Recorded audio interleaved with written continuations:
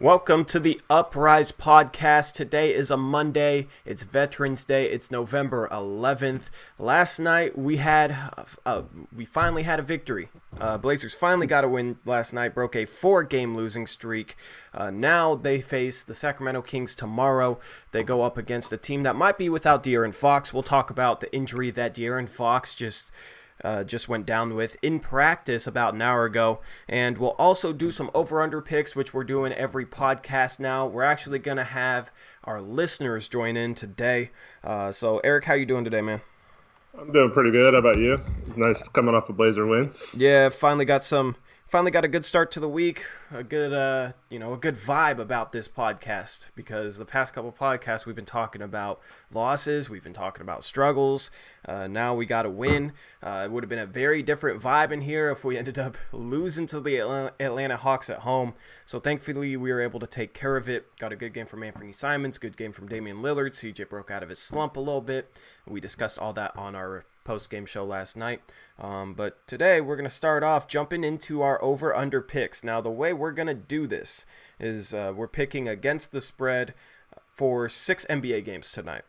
And I'm going to pick, Eric's going to pick, and then we're also going to have the chat pick. So what I'm going to do is I'm going to say a random person in chat, and I'm going to have you pick that game. And we're going to keep a running record throughout the season based on what you guys pick. So what is my record? What is your record? How are we looking? We've done this twice. I know you're doing better than me. So I am 7-7-1. So 500, not good, but not terrible. Mm-hmm. You are at 5-9-1. Okay, so you're 7-7. I'm 5-9. Hopefully, I can redeem myself a little bit because I haven't been doing too well. A lot of my picks were close to and just not falling my way. So we're gonna hop straight into it with the first game. What do you got? First game is Minnesota at Detroit, and okay. Detroit is 3.5-point favorites at home, and I think Blake Griffin is supposed to play tonight as well. All right, I'm taking Detroit then. Assuming Blake Griffin plays, they're at home. 3.5-point spread isn't much. If Blake Griffin didn't play, I would be more on the fence about that, but I think that's an easy game to pick. Yep, I agree. I'm going Detroit with that one as well. All right, so Christopher Galloway says Detroit as well. So we got Detroit for all three of us. What is our next game? Next game will be Memphis at San Antonio, and the spread's pretty high in this one, 10.5. I'm taking Memphis for that game. You know, I've been riding with Memphis. I took them against the Rockets when the point spread was 5.5 and the Rockets won by 7. That was one of those close games that didn't go my way. But 10.5 points, the Spurs aren't that impressive. They've been struggling lately. Memphis has sort of been picking it up. Ja Morant's been playing great. I'm taking Memphis with the 10.5. I'm also going to take Memphis simply because covering a 10.5-point spread is easier than winning by 10.5. So I'm going to go with Memphis as well. All right. Anthony Swafford says San Antonio. So all right. The next one we'll have Tommy Thompson answer. What's up, Tommy Thompson? Chris and Fox may be injured and miss our games. That's good. We'll talk about that after this segment. What's up, Austin Wack? You can answer the fourth game if you want. We're doing over-under picks. Just got done watching the video from yesterday. Appreciate it, man. So anyway, next game. What do we got? We got Dallas at Boston, and Boston is 3-point favorites. I'm going to take... What's your pick on that one? I'm taking Boston at home to cover the 3. They've been playing pretty well, although losing Hayward for a long time is probably going to hurt them. But I think they're playing well enough to beat Dallas tonight. And I know Porzingis is kind of banged up too. I think he's going to play, but he was probable or questionable or something like that heading into this game as well. I'm gonna take Boston as well. I'm gonna play it safe on that one. Porzingis, if he wasn't questionable, I was gonna take Dallas because Jason Tatum has a great size mismatch against Porzingis. But with him questionable, I'm just gonna take the safe pick. I'm gonna take Boston. So Tommy Thompson, who you picking? You said the spread was 3.5 favored. Just 3. Okay, so Boston Celtics are favored by 3 against Dallas. Who are you picking against the spread? Tommy Thompson's picking Dallas. The The chat's fading our picks, man. Oh, I know. It We'll see might how be they do. smart the way we're doing it. And then when we have a guest on it, our guest will pick instead of the chat. But a lot of times we're not going to have guests, so we're going to do chat like that. Anyway, next game, we're going to have Austin Whack answer this next one. All right, so our first road favorite tonight is Houston's favored by 6 at New Orleans. I'm taking Houston. New Orleans is not looking good. New Orleans isn't that good. They don't have much of a home court advantage. I'm taking Houston. I am taking Houston as well. So right. far, four for 4. Yep. We've agreed on all of them? Yep. Damn, how am I going to gain ground like that? A lot of these are obvious picks, though. But Austin Whack, who you picking? Let me know. And then Cody Franklin will pick the next one. Nicholas Alves says, just wanted to say I've recently started watching your channel and I really support your honesty and solid in-depth basketball analysis. Love your honest critique of stats too. Appreciate it, man. Connor McIntosh says, I got $50 on Kristaps scoring 20. Yeah, if he plays, he has a favorable matchup against Jason Tatum. What's up, Brian Scalabrine? Anyway, as we wait for Austin to make his pick, if he doesn't make it soon, then we'll have somebody else make that pick on that Houston game. Thank you guys for all your support with the donations lately. I gotta give a shout out to God, I gotta get his name right. I gotta look. Give me a second. We'll just go with someone else for Houston. Austin can take the next game. Okay, for sure. First, before this, though, shout out to Josh Sargent, who donated $10 to me via PayPal. YouTube does take a split of the money you donate on YouTube, so if you guys want to donate, there is a PayPal link in the description. So shout out to Josh. Just wanted to give him a shout out because he donated to me on PayPal. There's also a Patreon link there as well. If you guys want to come on the podcast or the post-game show, then you guys can do so by donating to Patreon. There's more information on our Patreon page. Austin Wax says, what game was that? Sorry, that was Houston at New Orleans. Houston's favored by 6 points. Who's your pick? We got the chat almost live. There's very little delay on this, so hopefully we can get this running smoothly. While he's making his pick, so next game is Utah at Golden State, and Utah is 8.5 point road favorites. Who are you picking for that one? I'm gonna go with Utah. Unlike us, I think they're gonna blow out Golden State. God, I don't want to agree with you. Austin Whack picked Houston, so put that down there while I think about this one. I'm going to take Utah, too. I didn't want to agree with you. That's why I asked you to pick first, but I'm playing it a little bit safer. I feel like a lot of these picks are safe. Yeah. That's the problem. I'm not going to gain much ground today. We've agreed on all 5. Cody Franklin, who are you picking? I don't know if the Warriors or Utah played last night. I don't think either of them did. I don't think either did either. It's at Golden State. It's at Golden State. Utah's favored by 8 points. And then last game will be Toronto at the Clippers, and Clippers are 10-point favorites. Toronto at the Clippers, and Clippers are favored by 10? Yep. I think Toronto did play last night, right? Cody took Golden State. Okay. Toronto did play last night. They beat the Lakers. Tyler Jones will have you pick the last one. I'm taking Raptors 10 points. That's a huge spread. Raptors have been playing good. They're 7-2. Clippers won't have Paul George back. There's no way. There's no way that's not a single digit game. I mean, I've been wrong about more than I've been right so far, but that seems like an easy pick as well. Yeah, I'm sorry. I'm going to do it. Pick the same team. I don't blame you. That's common sense. I'm not expecting you to take a loss on that one. My same logic with the San Antonio-Memphis game, 10-point spread with a decent team. Like, you always take the points, I think. Yeah. So, Tyler Jones, who you picking in that game? That's our last guest pick. Even though we agreed on a lot, the listeners didn't. Mm-hmm. He said he'll take the Clips. Patrick Beverly will have a huge defensive game. All right, there we go. We'll go over these picks on Wednesday's podcast. We'll go over we'll update the record each podcast, and we'll always start off with this. This is a fun thing to do at the start of the podcast before we dive into the hard-hitting topics. So Lillard might average 30 this season, which is cool, says Cody Franklin. His efficiency is what's most impressive to me. It was a concern I had early in his career, but he's been efficient as heck lately, and he's had hot stretches like this in the middle of the season. It just doesn't look as impressive because it's not at the start of the season. Hopefully he can keep playing like this throughout the entire year because dude is absolutely on fire right now. So much fun to watch. 33 points per game. He's almost shooting just like the footwork and the balance and the coordination and the focus it takes on some of these layups is insane. And he finishes them off almost every time. He's automatic on really tough layups. Yeah, especially that one to put us up 2 with a few seconds left last night. The whole defense was designed to stop him, and they had guys waiting for him in the paint, and he still managed to get around all of them and lay it in. Yeah. I mean, that there was a finish he had.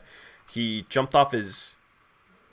God, I forget what it was. It was like he jumped off his wrong foot and finished a reverse under a big man, and it was just insane, man. Like that, I go to the gym and I try some of Dame's layups that I've seen recently, and they're tough, man. Like it's fun to try and recreate some of the layups he has because they're tough layups. It's a good challenge. But anyway. So as far as MVP goes, though, he needs to either the Blazers have to play better and he has to keep up these numbers, or if the Blazers play better and his numbers dip a little bit, I mean, either way, he can't have either of those things happen. So he needs both the Blazers to be a top seed and put up these numbers to win MVP. He'd have a chance if he got 30 points per game. You know, I'm not going to say he needs to keep averaging 33 points per game, but like the efficiency, if he's able to get like 30 points per game and 6.5, 7 assists, that's MVP caliber numbers. Derrick Rose won the MVP with far less. Steph Curry had a year where he won MVP with like 24 and 8. So 30 and 7, that's MVP numbers. Blazers just have to have the team success. It's going to be hard to beat out Giannis, but Dame isn't a guy who's won it before, and Giannis is. So we'll see how this develops. Blazers just got to play better. So that's what we're all hoping for. That starts tomorrow with Sacramento, and Portland might get a little bit of help via injury bug, which it's not biting us. It's biting the Sacramento Kings. Apparently, De'Aaron Fox rolled his ankle in practice, and there's a good chance that he's out for tomorrow's game. We'll see, but usually when you roll an ankle, it's hard to play the next night. It gets stiff. Like, even if it's not a major ankle sprain, it's hard to come back the next night and play on it. So I'm assuming he's out. He might play, but even if he does play, he's probably not going to be 100%. And De'Aaron Fox is by far their best player. They're already without Marvin Bagley III. So if they're without those two guys, 2 of their top 3 players, we're going back to Sacramento, a place where we've already won this year. This should be a game that we're able to take care of. Yeah, I completely agree. Without Fox and Bagley, that team is a lot weaker. Corey Joseph will probably play a lot more, which is a good thing for us.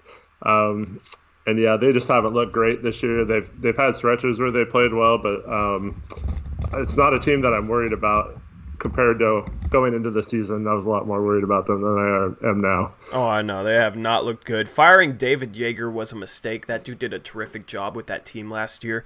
I was shocked when he got fired. It made no sense. The team completely overachieved, and then they show him the door and they bring in Luke Walton, who has underachieved ever since leaving Golden State. Just not a good coaching move, and it is looking like a mistake right now. Marvin Bagley, that's a guy they really do miss.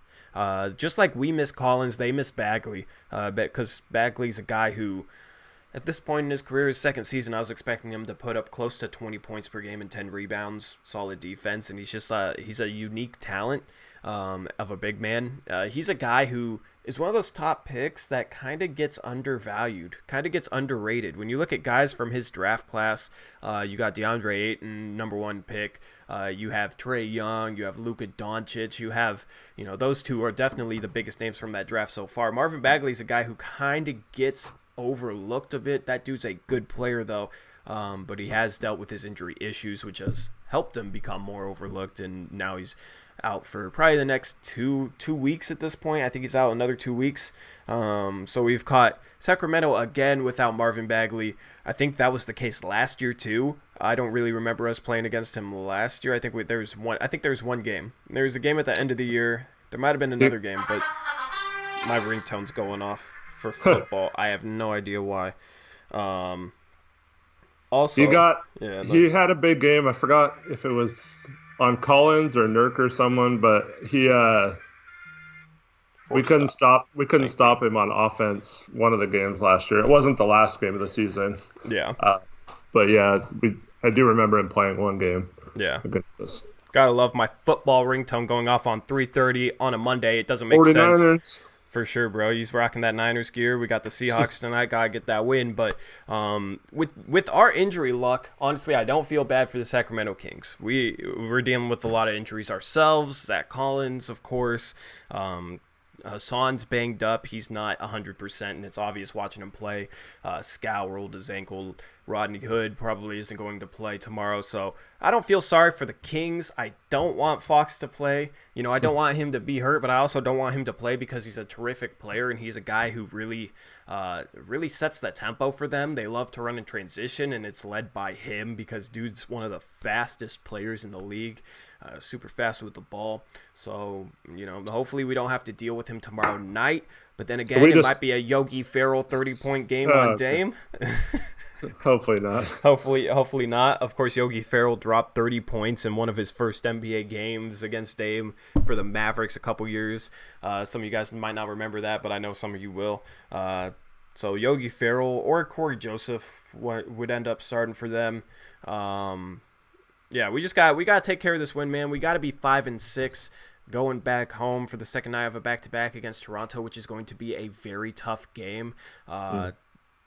We need to take care of this game, man. It's an important win early in the season, given how hard our schedule is. 5-6 at this point wouldn't be much of a problem. As I've said before, going 7-10 or 8-9 in our first 17 games is about a 50-win pace if you're accounting for how hard the teams we're playing are early in the season.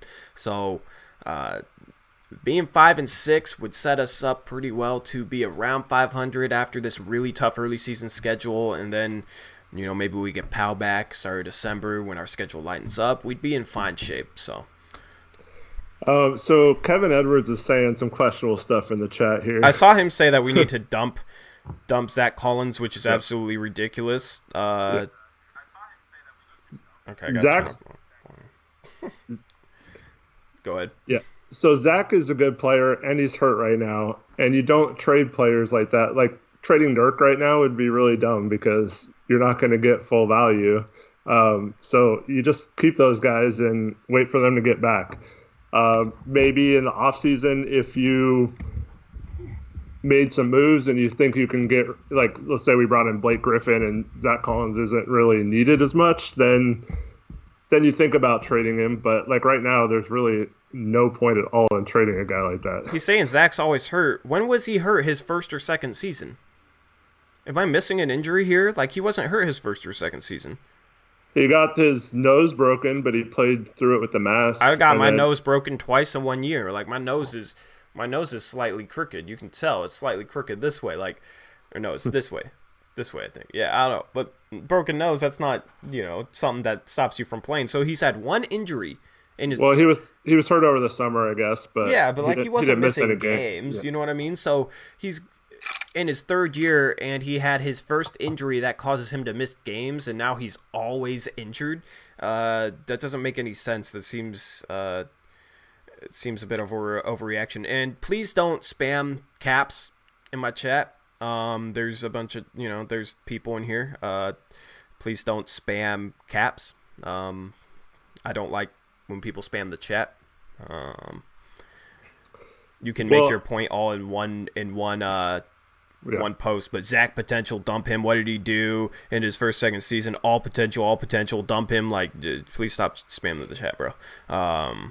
Well, also, so he said that they need to draft players that have proved it in college and stop drafting. He said trade. He said trade for Dennis Smith Jr. You want to talk about a guy who's hurt? You want to and talk who about a guy hasn't who's lived up hurt? to potential. Yeah, it What? hasn't lived up to potential. And why do we need him? We have 3 guards. We have our third guard who's young now and who's much better than Dennis Smith Jr. And that trade doesn't even work from a salary cap standpoint, does it? It just doesn't. I don't know. And then if you do that, then you don't have Simons right now. Are you saying Simons is a bum and we should trade him too? Yeah. So just please don't spam the chat over and over and over again. We don't need to give up Collins to get a guy like Taj Gibson if that's what's going to happen. Might as well just sign Kenneth Faried. Kenneth Faried is a lot like Taj Gibson. I think Kenneth Faried might be a little bit better than Taj Gibson. So doesn't make sense to trade a wing for those guys. But we're not trying to talk about trade talk. We're talking about De'Aaron Fox going down. Taj Gibson can't really play center. He's an undersized power forward and doesn't shoot the ball. Doesn't really shoot the ball. So not going to help us. Tori and Eric, have you guys checked out my proposal in the fantasy league from Brian Scalabrine? Honestly, man, like the stuff from Malcolm Brogdon ain't doing it for us because we really like Malcolm Brogdon. I did see that you sent us a trade involving Malcolm Brogdon. I'll check it right now. Let's see what Brian Scalabrine sent us trade wise. Once fantasy football wraps up, we'll be more active in fantasy basketball. We're just in a super diehard fantasy football league. I'm 7-2. Got a good chance to go 8-2 after this week. Eric's gonna be 3-7 after this week. He won the championship last year. Going into the season, he was bragging about how he's never missed a fantasy playoffs, how he's never finished worse than third. It's a 12-team league, 16 playoff. He's going to probably be in last place after this week. Yeah, my team sucks. It's not for lack of trying, though. I've tried everything. But we got a diehard league. We have multiple teams that have traded like 12 times so far. So that's where our focus is fantasy-wise. But so Brian Scalabrine offered us Bogdan. Is that Bojan or Bogdan Bogdanovic? I can't tell because it just says B Bogdanovic. But one of the Bogdanoviches and Markelle Fultz for Malcolm Brogdon. Malcolm Brogdon's getting 21 points per game and 9 assists right now. Neither of the Bogdanoviches are at that level, and then Markelle Fultz probably wouldn't start for us. We already have a lot of point guards. We have Chris Paul. We have Brogdon. We have... Let me look at our roster. We got Kyrie. We got Darius Garland, who hasn't been playing well. We got to drop him. We got another guard, Oladipo. So it just doesn't make sense for us. So I'm going to decline that trade right now. Sorry. Oh, it is Bogdan Bogdanovic, who has not played well. He's averaging 7.5 fantasy points per game. Markelle Fultz is averaging 6.7 fantasy points per game. And Malcolm Brogdon is averaging 20.6 fantasy points per game. So, no, sorry, man. So the thing about the power forward, though, you got to realize is it's still 34 days away from being all the guys who signed this last summer trade eligible, and even longer for guys like CJ and Draymond Green who signed extensions. So if you're talking about needing a power forward right now to help us, trading for a Taj Gibson can't happen until December 15th. So like it's pointless to even think about that right now. Yep. Yeah. But Collins isn't a flop. I watched Collins all his college season, and I've paid very close attention to him since he joined the Blazers, man. You trying to tell me about what I'm seeing isn't true? You're trying to tell me that what I'm seeing isn't true, basically. And no. Get some knowledge. Yeah, you're out of here. Don't tell me to get some knowledge, man. Yeah. Don't tell people to say get some knowledge. I don't know if you're talking to me or somebody else, but don't come in here spam chat and be toxic, man. Like, I appreciate your support for the channel, but also gotta make it a good environment for all of our viewers. So anyway, moving on from this topic, Chris Middleton is out for the next 3 to 4 weeks. That also broke today. Everybody's getting hurt. And we face the Bucks on the road without Chris Middleton in the coming days, and that's their second best player. So that could be another injury that helps us out. But the Bucks are still a great team without him. The Bucks are still going to be favored without him. It's still going to be a hard win to get without him. They beat us by like 35 points. I think it was 35 points when we faced them in Milwaukee last year. Of course, we beat them when we faced Milwaukee in Portland, but when we played in Milwaukee, we got absolutely blown out. It was a horrible game. Probably the worst game of the year. So, maybe that helps us pick up an upset victory, but it starts to chip at their depth. I know they signed Wes Matthews, but losing Brogdon in the offseason and now Chris Middleton, that's two really good players. Yeah, so you're going to be talking about Eric Bledsoe, who hasn't been playing all that well, in Wesley Matthews, Giannis, Ilyasova, and Brook Lopez. I feel like that's going to be their starting lineup. They're going to go big, which is tough for us because, you get Rodney Hood back by that point, and Rodney Hood versus Giannis, that's a tough matchup. I feel like the best player to put on Giannis would actually be Hazonia. I agree. Just stronger, bigger, has experience playing against Giannis because he played in the Eastern Conference. Also, might have played against Giannis overseas. Like, he probably has a history playing against Giannis. So, Whiteside will guard Giannis. Whiteside doesn't have the foot speed to guard Giannis. And if they play, that's the thing. Who's going to guard Brook Lopez then? You're talking about a 7-footer, and he still has a little bit of a low post game. That used to be his go-tos. Brook Lopez was a low post guy. Now he's just a stretch 5, but he could punish, Tolliver. He could punish smaller forwards like that. Yeah, that's the problem with Whiteside, though. That's not a good matchup for him. A big that just shoots threes, basically. Yeah, but is it just me, or is a lot of NBA players, especially big-name NBA players, getting hurt to start the season, like more than normal? Because there seems to be a lot of injuries happening. I don't know if it's just a lot more than normal or if people are just being more cautious than normal with some of these minor injuries. Like, I'm sure if it was the playoffs, Hood probably could have played last game. Yeah. But yeah, I don't know.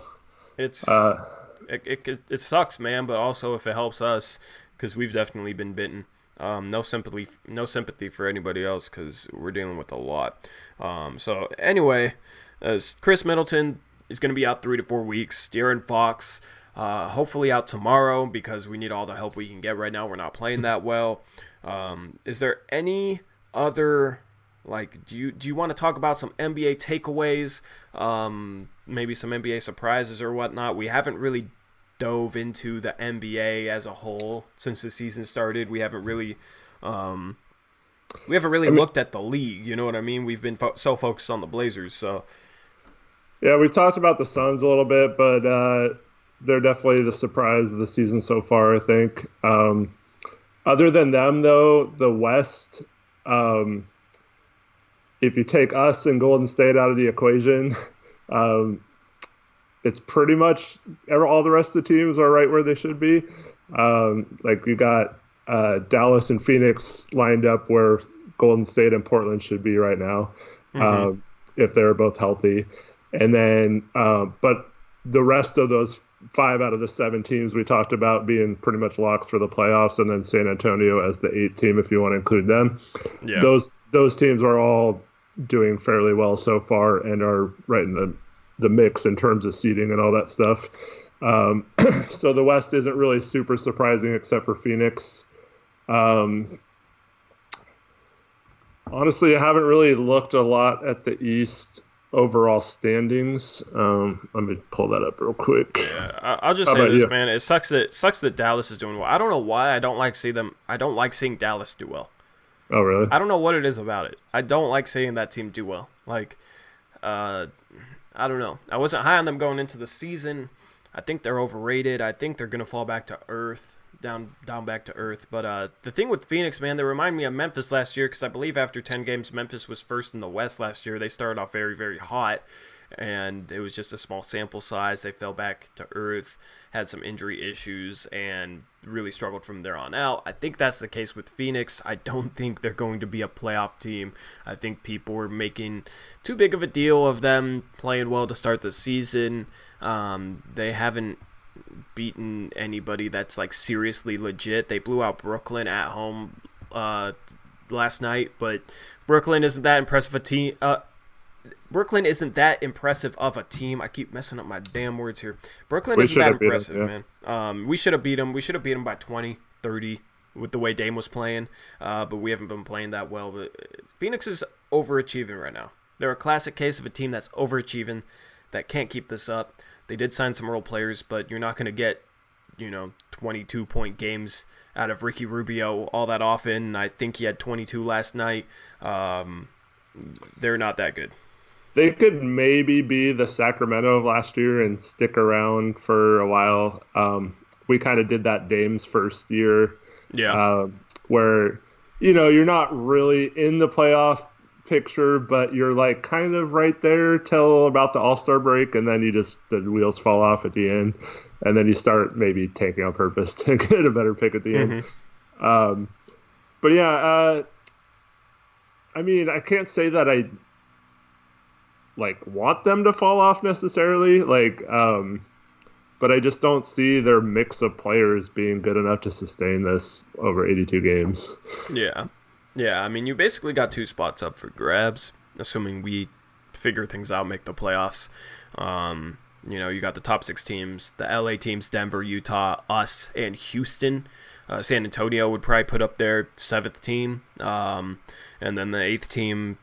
So that would be that could be Dallas, that could be Phoenix, that could be, because we were assuming it was going to be Golden State, but they're Golden State 2-7. They should be 1-8. If we should have beat them, but so Golden State sucks. 2-8 now, yeah. They're 2-8. Should be 1-9. Golden State sucks. That 8th team is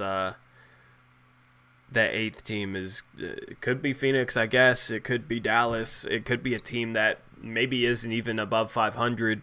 But we'll see about that. Right now, you're looking at Phoenix, Dallas, Minnesota. OKC is at 4-6, and then the Kings are 3-6, and then everyone else has 2 wins or less. So, you're looking at one of those teams. You wouldn't be surprised if OKC started playing better, but out of those teams, they're guess 4-6. Yeah, no, I meant heading into the season, you kind of thought they could be a fringe playoff team, so that wouldn't surprise you if they were in the mix. What was their over/under again? Because I know I took the over. I think it was 32 wins. Something like that, yeah. No, I think it was 25 wins. No, it wasn't that low. You sure? Yeah, I have it written down somewhere. I swear it was 25 wins or something crazy low. No, it was in the 30s. Okay, Memphis was 25. OKC was 30. I think OKC was 32. I took the over on them. I think they'll be better than a 32-win team. They're 4-6 right now, so they're on pace to beat that 32-win mark. If my math checks out, but OKC could make a run, man. They got players that are not used to playing together, just like us, just like a lot of other teams, but they do have some talent there. But that's the good thing about Portland's chances right now is you look at those teams, and I'm not convinced that any of them we can't finish higher than. So hopefully they just hang on and games like last night, just get the wins. And at this point, it doesn't matter how you win games, if it's ugly or what, just make sure you get those W's when you're at home, especially. And then take care of a team like Sacramento on the road tomorrow that might be banged up. And then just stay in that mix. And then when we start getting guys back and stuff, and guys get used to playing each other, we make a couple of moves, then we'll be right in that mix. We're probably playing ourselves out of top 3 seed. But I wouldn't say that just yet, because it's not like our schedule's been easy. Right. And Houston started 1-5 last year, and then they were a 53-win team. So I don't think, I think it's too early to say we're playing ourselves out of anything. It doesn't help our chances when we lose against a team like San Antonio or a team like Denver, lose against a Western Conference playoff team. But I wouldn't say we're playing ourselves out of anything. Well, I just think as long as, it's possible any of these teams could suffer major injuries, which would change their outlook. But you look at the Lakers, Nuggets, Rockets, Jazz, and Clippers are all playing relatively well right now. Mm-hmm. So it's going to be tough to not only make up ground on them, but keep pace with them once we do. So I'm not saying it's completely impossible. I mean, it's only like 3 games behind those guys. Um, but like, I just hope the way we're playing right now doesn't cost us seeding at the end. Yeah.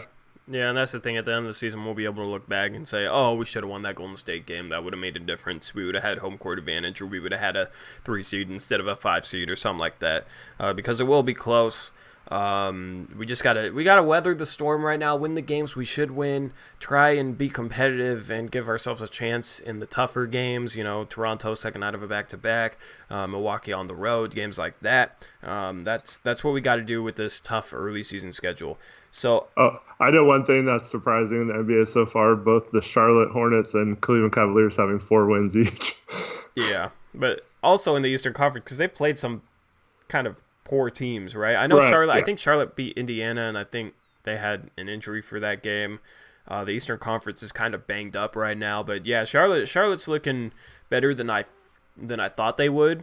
They've had some guys that have stepped up that people didn't really see stepping up. PJ Washington's the rookie, the 12th overall pick from last year's draft He's been playing well, yeah. He's been playing really well. Devontae Graham has been outplaying Terry Rozier. Devontae Graham has been a really good player, and that was a guy I liked coming out of the draft last year. Is a guy who would be able to score the ball at the NBA level. And you look at guys that are able to stick in the league that are drafted in the second round or go undrafted, like a Fred VanVleet or I don't know, I'm blanking on some names. There's some other guys. A lot of them are just guys that can just flat out score. And Devontae Graham's a guy who can just flat out score.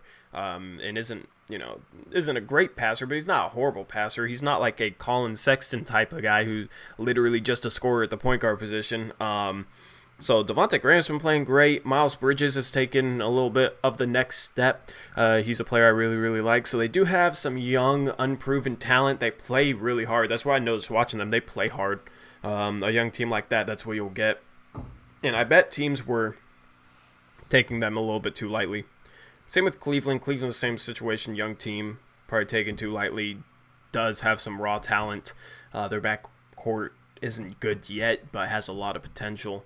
And then you got Kevin Love there too, who's shooting better to start this season than he did last year.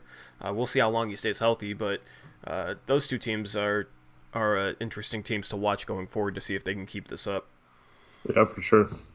So I did see something a while ago from Nicholas Alves who said, I don't know, I don't have the chat, but paraphrasing said, the West is so much better than the Eastern Conference, that's why playoff seeding should be 1 through 16. I wanted to get your thoughts on that, and I'll let you know what I think after that.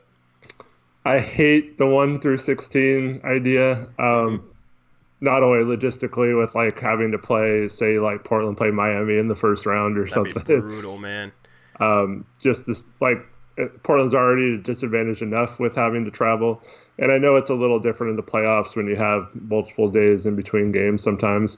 But I don't like the idea of changing the conference format. Like in theory, it should balance out, and it's kind of surprising that it hasn't after so long.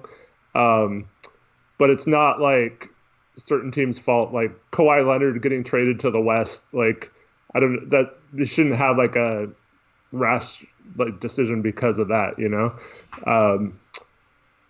But like eventually, some teams in the East have got to figure it out. Plus, the other part is, how do you make the schedule balanced? Because it's still not fair that the West would play teams against each other so many games, where the Eastern Conference would have a better record theoretically because they were playing each other more than we get to play them, Because we only play the East 2 games. Yeah, Portland has to play Western Conference teams 3 or 4 times. They play Eastern Conference teams twice. It's flipped for the Eastern Conference, so the Eastern Conference has an easier schedule. So therefore, equal teams from the East and West aren't going to necessarily have equal records. I think that's what you were trying to say. Well, if you played every team 3 times, like in the whole NBA, so that's 87 games, so that doesn't work.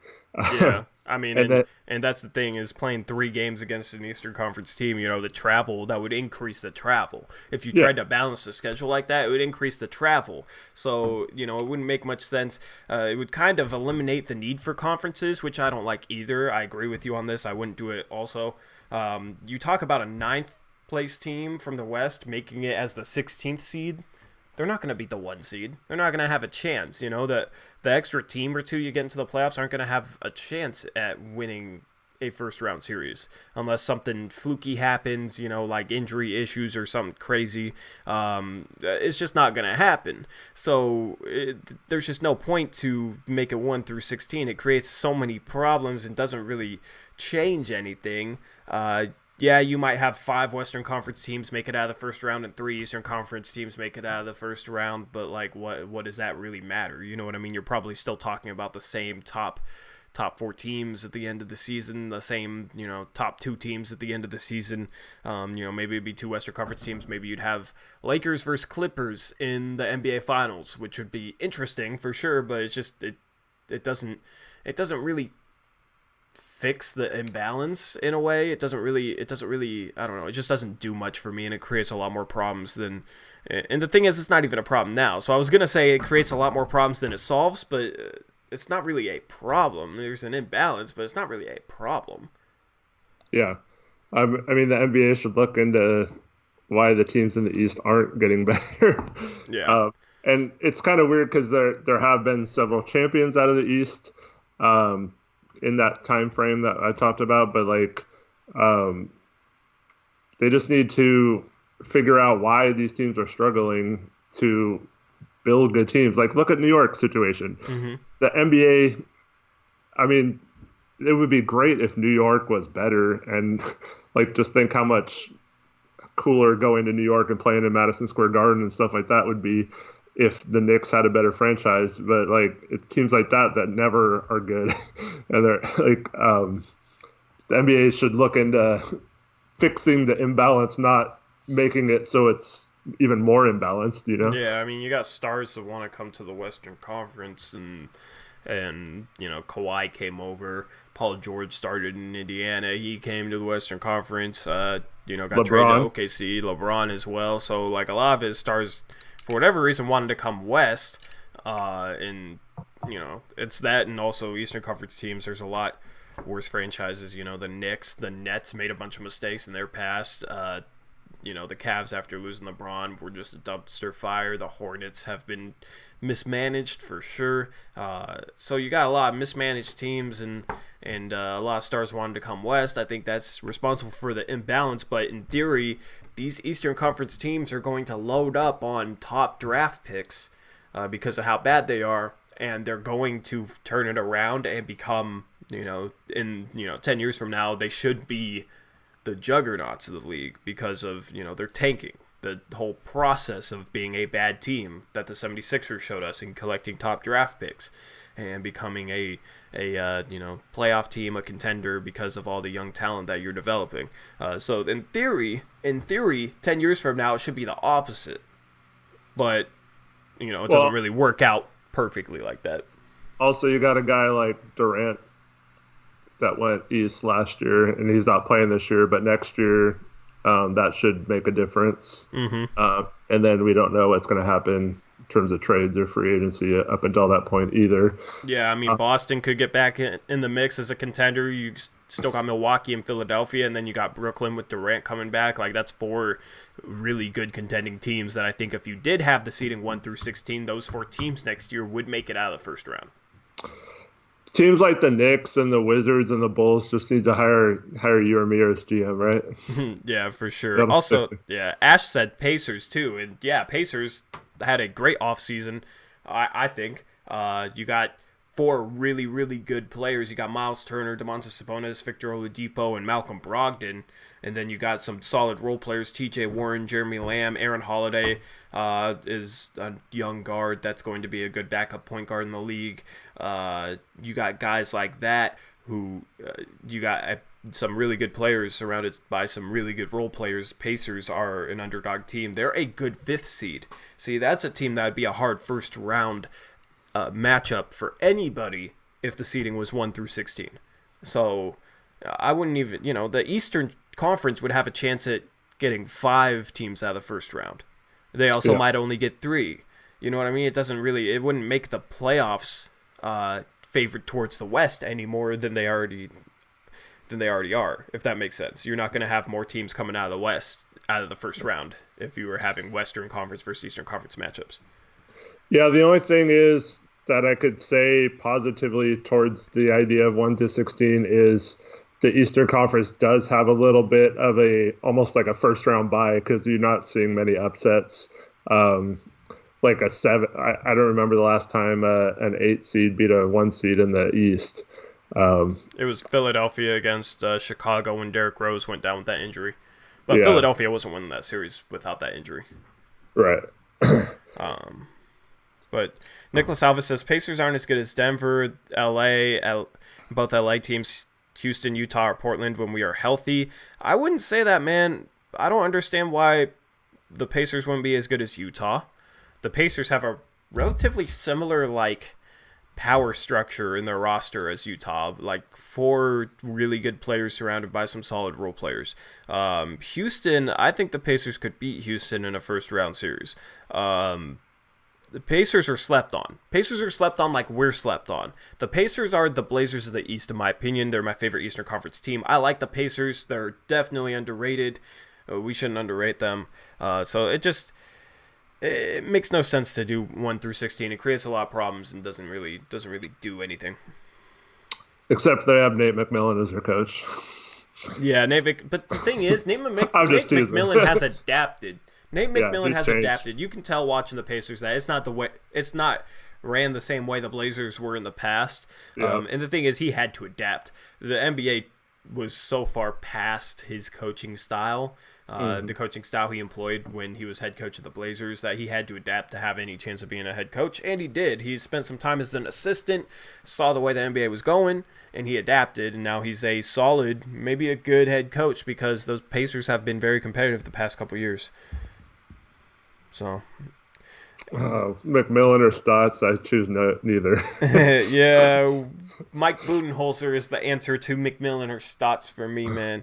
But anyway, is there anything else you want to cover in this podcast? I got some things that I got to take care of. Someone had let me just find it real quick. I don't know who it was. His name's Max Stang, was asking if you think CJ's offensive struggles are coming from the refs calling the forearm push-off now. He got called for that a few times and it doesn't seem the same when creating space. I mean, it's not helping him, but also he's missing a lot of open shots, missing a lot of pull-ups. It's not because of that. And we talked about this last night. Like, I feel like he does it sometimes like it's more of a reflex and not needed. Like there's times where he has space and he still sticks out his arm like he has to do it or something. And hopefully he'll adapt pretty quick to that. But I do think that's in his head a little bit on the drives, but that doesn't explain the open threes and stuff that he's not hitting. Yeah, it doesn't. Yeah, it helps him struggle a little bit more, but it's not the reason why he's struggling. That jump shot just, for whatever reason, hasn't been falling for him. Even last night, the thing is, it's not like he's missing by much. Last night he had a couple in and outs, and then he finally knocked down that late 3, which was good to see. His 3-point shot will be fine. His form's too good, and that's the thing. Yeah. You can really tell a guy's slumping when like a lot of them are just in and out. It's just barely missing. Those you can look at as not really even being his fault. You know what I mean? Like you shoot a shot and it barely catches rim and it bounces around, pops out. Like that's, you're a half an inch away from putting that down. And it just takes one game where you hit your first couple and you're right back to feeling it again.